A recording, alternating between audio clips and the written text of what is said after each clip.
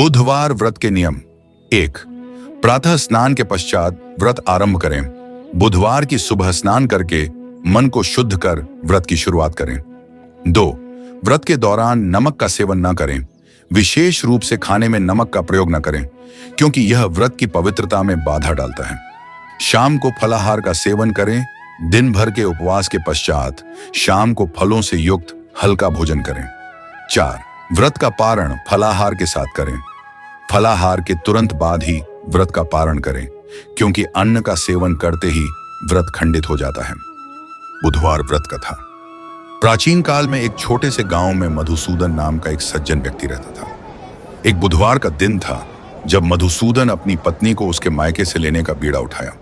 पत्नी को विदा करते समय उसके ससुर ससुराल वालों ने चेतावनी दी कि बुधवार के दिन शुभ कार्य आरंभ नहीं किए जाते, क्योंकि यह दिन कुछ विशेष धार्मिक नियमों का पालन करने के लिए समर्पित है। लेकिन मधुसूदन ने उनकी बातों को गंभीरता से नहीं लिया और बिना गणपति और बुद्ध देव की पूजा किए अपनी पत्नी के साथ यात्रा पर निकल पड़ा।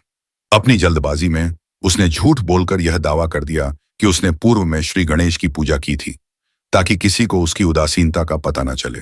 रास्ते में भाग्य ने मधुसूदन पर कठोर परीक्षण रखा। अचानक उनकी बैलगाड़ी का एक पहिया टूट गया, जिससे उन्हें लंबी दूरी पैदल तय करनी पड़ी। थकान और परेशानियों के बीच अचानक एक अनहोनी घटित हुई। एक गलतफहमी के कारण यात्रा के दौरान पड़ोसी राज्य के राजा ने मधुसूदन को बिना अपराध के सजा सुनाई। इन कठिन परिस्थितियों का सामना करते हुए मधुसूदन ने अपने केस पर विचार किया।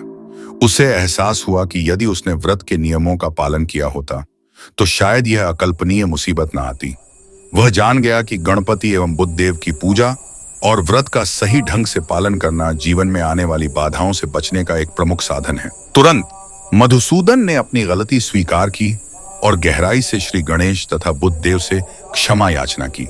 उसने प्रण किया कि भविष्य में वे श्रद्धा के साथ बुधवार व्रत का पालन करेंगे। देवताओं की कृपा से सारी मुसीबतें दूर हो गईं। अंततः मधुसूदन अपनी पत्नी के साथ सुरक्षित रूप से अपने गृह की ओर लौट आया।